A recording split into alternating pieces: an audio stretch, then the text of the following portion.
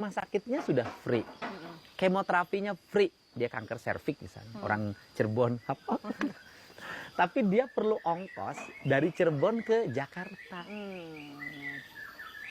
Nah itu Pemprov Jabar tuh hadir tuh. Yang ada kalau di sini namanya Balai Kaperi, tempat pengaduan. Yang tadi banyak warga. Banyak warga, itu orang ngadu tuh. Tiap hari? Tiap hari, nah itu menggunakan dana pribadi saya. Dan biaya operasional gubernur. Yang per tahun itu 21 miliar. Biaya operasional gubernur? Iya itu, sebenarnya itu hak saya. Tapi gaji?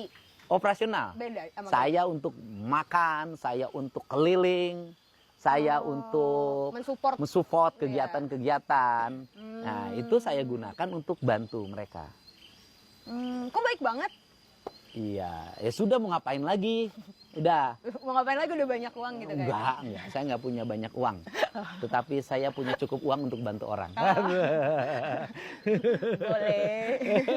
Terus, nah kemudian ada lagi kan yang di rumah sakitnya dia nungguin keluarganya ekonominya bangkrut.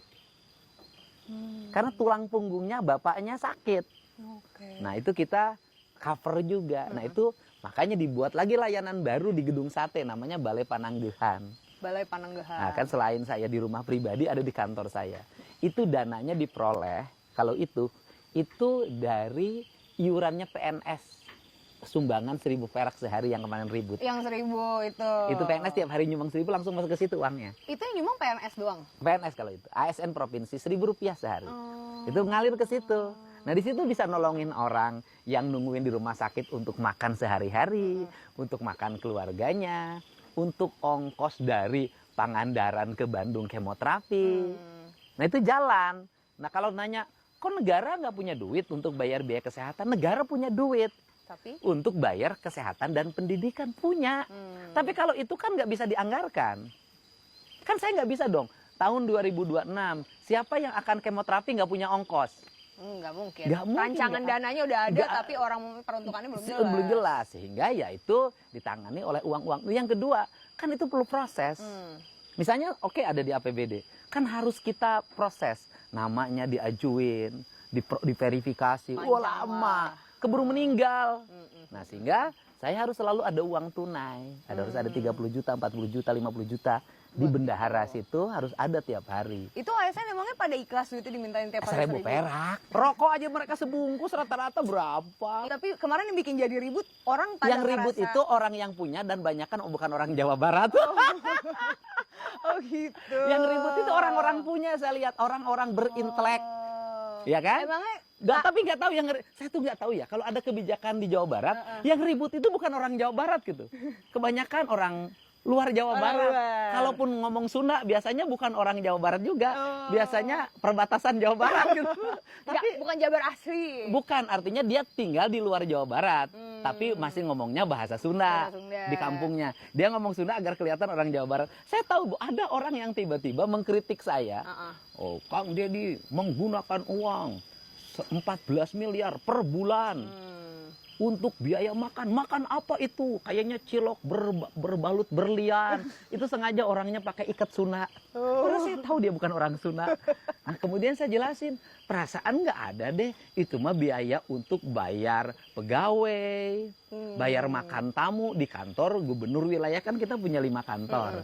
Kantor gubernur wilayah, bukan saya. Nah, kemudian staf saya yang jelasin. Habis itu dia rubah lagi, mohon maaf. Saya salah informasinya. Ya karena kenapa lagi yang disembunyiin? Kita nggak ada yang disembunyiin. Kalau ngomong misalnya, lah yang diterima oleh saya sebagai gubernur berapa? Dari resmi pemerintah 8,1 juta. Gaji gubernur? Sebulan segitu. Sekarang? Iya. 2026. Tunjangan-tunjangan? Nggak ada. Sama sekali? Nggak ada kan tunjangan pakaian. Kan saya nggak nerima, dihapus. Perjalanan dinas dari 1,5 miliar sama saya turunin tinggal 100 juta? Setahun. Yang nurunin pemerintah apa? Saya sendiri yang coret, udah kebanyakan 100 aja. Gitu aja, operasional kan 21 miliar setahun. Ya kan? Kan itu tuh. Buat yang sakit, buat anak sekolah. Yang nggak punya ongkos tadi. Ya tapi kan saya adalah pendapatan. Dari mana sih? Penasaran? Dari YouTube. Tuh kan, konten kreator gak mau tapi jadi konten kreator. Ya nggak apa-apa, Menghasilkan pendapatan loh. saya dok kan, pendapatan saya dari YouTube bisa mengurangi beban rakyat Jabar. Coba Kan, spill, alhamdulillah. pengen tahu pendapatan KDM dari YouTube tuh berapa sih? Gak mau. Ih, Lumayan lah, penasaran. kalau tambah istri 4 bisa.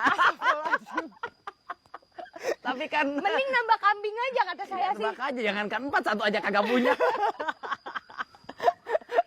Oh gitu. Ya kalau istri 4 biaya istri berapa sih? Standar UMK kan 3,2 juta, 4,2 juta, 5,2 juta, beda kabupaten kan.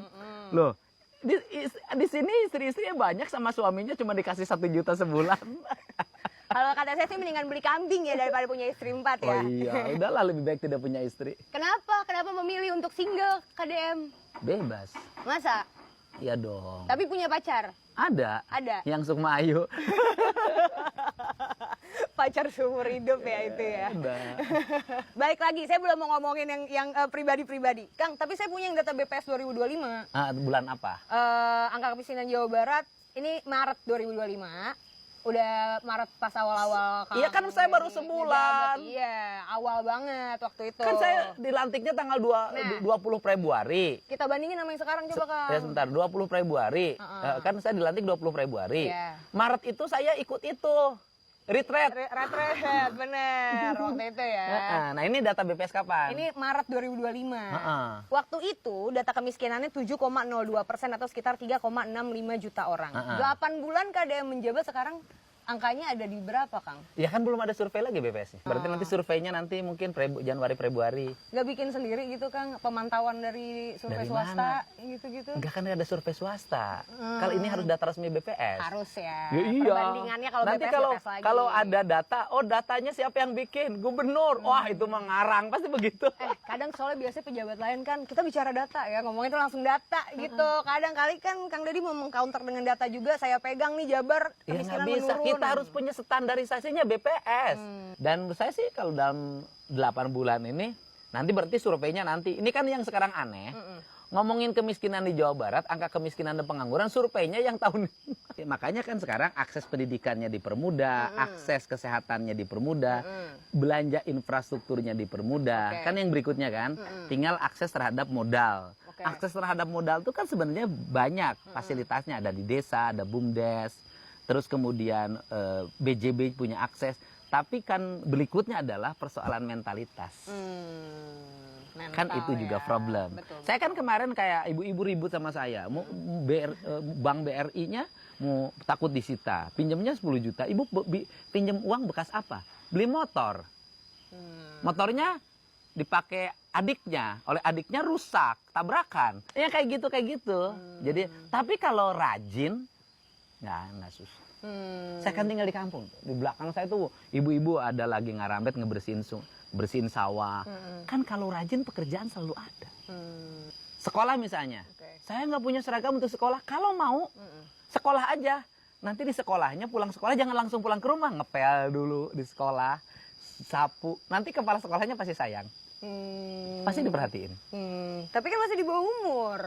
Saya juga dulu begitu.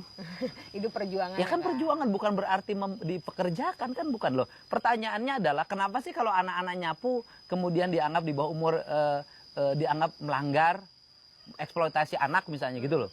Kenapa anak-anak di bawah umur naik motor, bawa cerulit, bawa golok tidak dianggap sebuah pelanggaran berat. Tapi kan di kita nggak konsisten. Benar. Giliran anak-anak dimasukin ke barak ribut. Giliran anak-anak pakai celurit dibacokin pada diem. Iya. Itu barak